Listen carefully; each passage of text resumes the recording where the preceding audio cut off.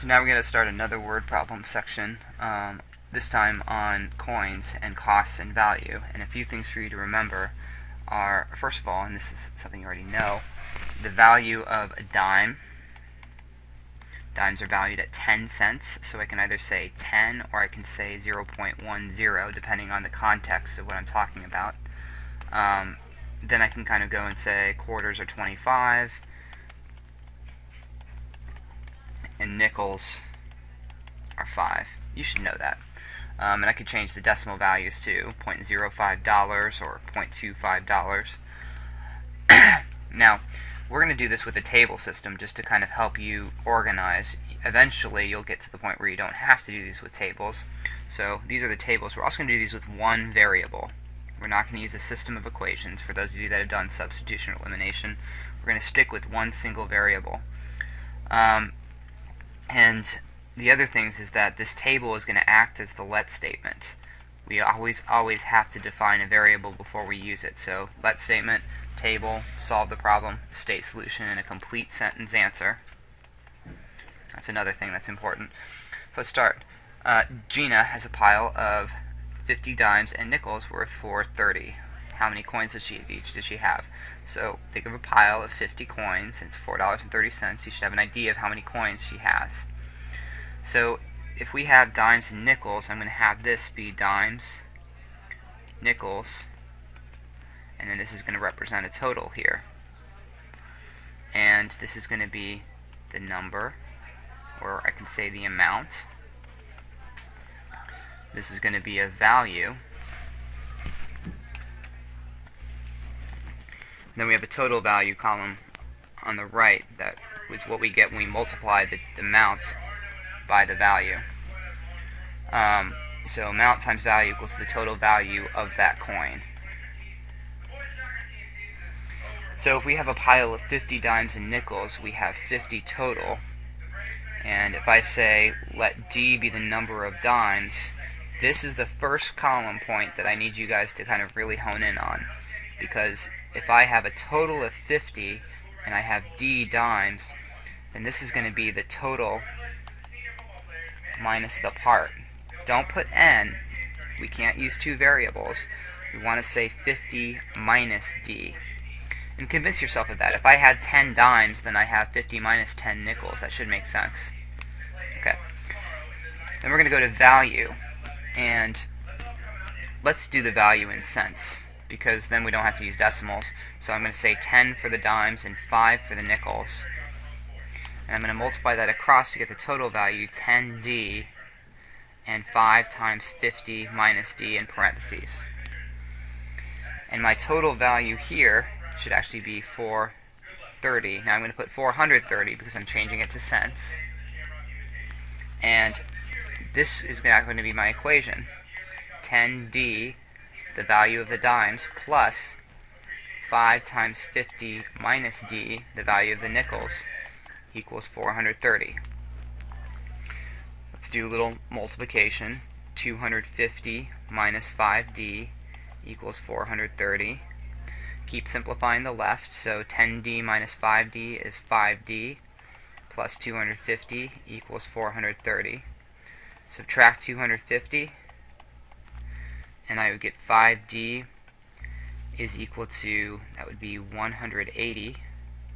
Divide both sides by 5, and I get D is equal to, and that would be 36. Now, if we have 36 dimes, I'm going to write that in a complete sentence answer. Gina has 36 dimes and 14, because 50 minus 36 is 14, 14 nickels. Pretty straightforward. Let's try number 2, and you can feel free to pause this and try this on your own if you like. But I have dimes, quarters. We have 255, and so that's going to be my total. I have number of coin, value, and then total value. And I'll do this in cents too. So my total value is the 255. Then it says, and this is important, he has 8 more dimes than quarters. So if that's true, 8 more dimes than quarters, let's make that be the variable. I'll let q be the number of quarters. And 8 more dimes is just q plus 8. So I really don't need to put anything here for this total column. The value of a dime is 10, the value of a quarter is 25, and if I multiply that, I have 10 times q plus 8 and 25q. Oops. So now we're going to write this as a sum. The value of the dimes plus the value of the quarters equals the total value. And just like before, we're going to distribute and solve. 10q plus 80 plus 25q equals 255. Add your like terms. 35q plus 80 equals 255. Subtract 80 from both sides. I get 35q is equal to, this would be 175. And I get q is equal to, I believe that's 5 when I divide both sides by 35, or by 5, by 35, not by 5. And it's q is equal to 5. Then I would say Ryan has 5 quarters and 5 plus 8, 13 dimes.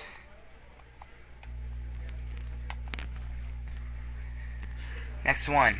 Jimmy has 3 times as many dimes as quarters. We still got dimes and quarters again. And I'm going to carry down my number of coin, value, and total value. And we'll keep these in cents too. And then I have a total column, or a total row. So same setup. Now let's go back. Jimmy has 3 times as many dimes as quarters. That means he has more dimes than quarters. So if I make quarters q again, then the dimes should be 3 times that, 3q. Do not use 2 variables again. Let's just use 1 and make that setup. Just take a little time on that to make sure you get this relationship correct. More dimes than quarters means the dimes should be multiplied by the 3. So no need for a total here either. Value of a dime. We have a total value of 660. 10 times 3q is 30q. 25 times q is 25q. So it's a little bit easier of a setup. 30q plus 25q is equal to 660. Or 55q is equal to 660. And so then that would be q is equal to, let's see, 660 divided by 55. I'm trying to do this on a calculator. 110 and 2. So 12. Q is 12. And so we would say Jimmy has 12 quarters and 3 times the 12 is 36, so 36 dimes. Number 4, collection of quarters and dimes worth $6.75. Same exact setup. We have number of coin, value of coin in cents, and then total value also in cents. You can use dollars if you want. I just don't think it makes sense. That's a bad joke. Say dollar cents. Okay. Quarters, dimes, total. Collection of quarters and dimes is worth $6.75, so that can be the $6.75 in the total value part. We know quarters are worth 25. We know dimes are worth 10. So really we're looking for this relationship here. The number of dimes is 4 less than 3 times the number of quarters. Now, I can kind of cheat with the 2 variable thing, and up here just do a direct translation. Dimes is means equals, 4 less than means minus 4 shifted to the right, then 3 times the number of quarters is 3q. And since that's the number of dimes, I'm going to take that and put it in the dimes part instead of the d, which means that q gets the quarters. And now we have one variable, q, and 3q minus 4. So once again, no total number of coins for this one. And now we're just going to multiply across like we did before. 25q and 10 times 3q minus 4. Take the total number of quarters, or total value of the quarters, 25q plus, and I'm going to go ahead and distribute here as the next step, so I can skip a little step here. 30q minus 40 equals 675. 25q plus 30q is 55q. Add 40 to both sides, and you get 55q is equal to 715. Divide both sides by 55. You get q is equal to, since I'm a stubborn one, I'm going to do this by hand, 165, 3. Q is 13. So the collection, since there's no person here, it just says the collection has 13 quarters, and then we have to do 3 times 13 minus 4, so that's 39 minus 4, or 35, so 13 quarters and 35 dimes.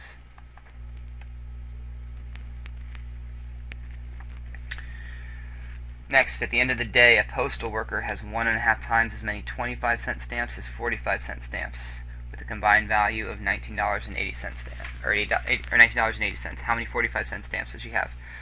Little side note: stamps are actually U.S. currency, and they can be used as U.S. currency if people take them.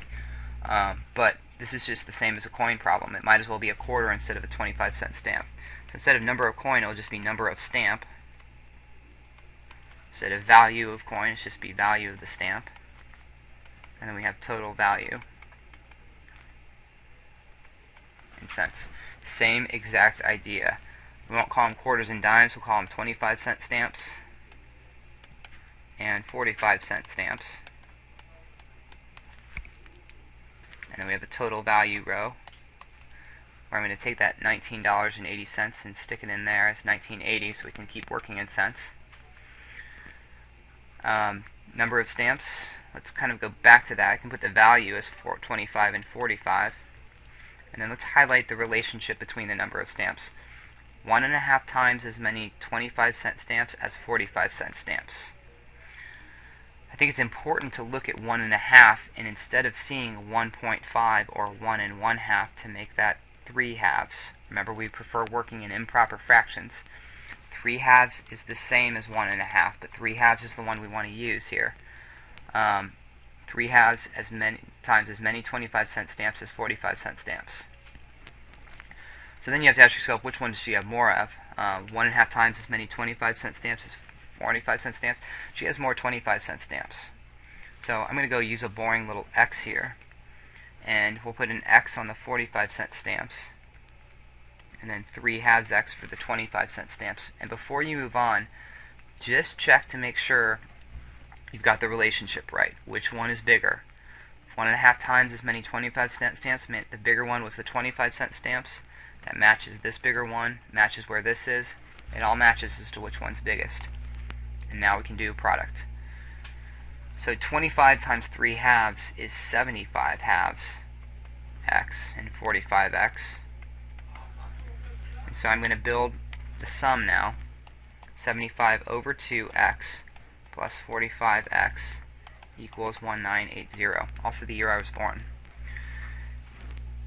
I see as halves, and I know that one of my strategies is to clear fractions. So if I multiply the left side and the right side of this by an LCD of 2, I'm immediately going to clear the fraction to make it 75x plus 90x is equal to, that would be 3960. Add, you get 79, or 75 plus 90 is 165, so 165x equals 3960. And I'm going to be less stubborn here and just do 3960 divided by 165, and you get x equals 24. Also a television series that is returning next summer. So if x is 24, then 3 halves times 24 is 3 times 12, or 36. So to answer the question, the question didn't care about how many 25-cent stamps we have, so I don't need to do that. It's just there were 24 45-cent stamps. And I left a little space there so the numbers weren't confusing. Okay, last one. Vending machine filled with $12 worth of change. Twice as many nickels as dimes and 6 more dimes than quarters. This is new. We have 3 things here, nickels, dimes, and quarters, and we want to have one variable among all 3. So let's not freak out, let's just do the setup. We have the nickels, dimes, and quarters on the left. Then at the top, number of coin, value in cents, and then total value, also in cents. And since I didn't stick another row down here, we're going to put another row ourselves, and I'm going to call that the total, if I need it. Well, it says $12 worth of change, so I know that that would be 1200. $12 is 1,200 cents. That's a little better.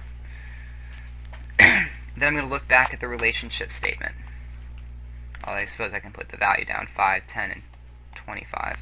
But we still need to look at the relationship statement. There are twice as many nickels as dimes, and 6 more dimes than quarters. It really doesn't matter what you set your variable as long as you kind of keep it consistent. 6 more dimes than quarters, and twice as many nickels as dimes. Typically I kind of see the dimes in common, so I'll let that be the variable that I start with. Maybe I want to change it if it doesn't make sense, but let's try this. Twice as many nickels as dimes means that nickels should be 2D, because there are more nickels than dimes. And 6 more dimes than quarters means that the quarters is going to be D. It's either going to be plus 6 or minus 6. And if I want dimes to be more than the quarters, then the quarters should be less than the dimes. This would be 6D minus 6. It's not the only way to do it. I mean, if you think about it, let's say I let the, and I'm going to do this off to the side here, let's say I let Q be the quarters, and 6 more dimes would be Q plus 6, and then twice as many nickels would be 2 times Q plus 6. There's one more way to do it if you set nickels as the variable, but I will let you do that if you'd like. We don't need the total cell here. And now I just kind of have a setup of equation. 5 times 2D is 10D, 10 times D is also 10D, and then 25 times D minus 6. And if I add those up, 10D plus 10D plus, let's distribute, 25D minus 150 equals 1200. 10 plus 10 plus 25 is 45. Then add the 150 to both sides. 45D is equal to 1350.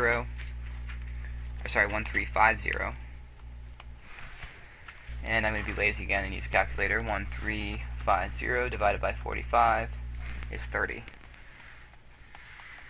So D is equal to 30. And it wants to know the number of each coin. So if I take that 30 and plug it in, I have 60 nickels, 30 dimes, and then 30 minus 6, 24 quarters. So there were 60 nickels, 30 dimes, and 24 quarters. The end. Bye-bye.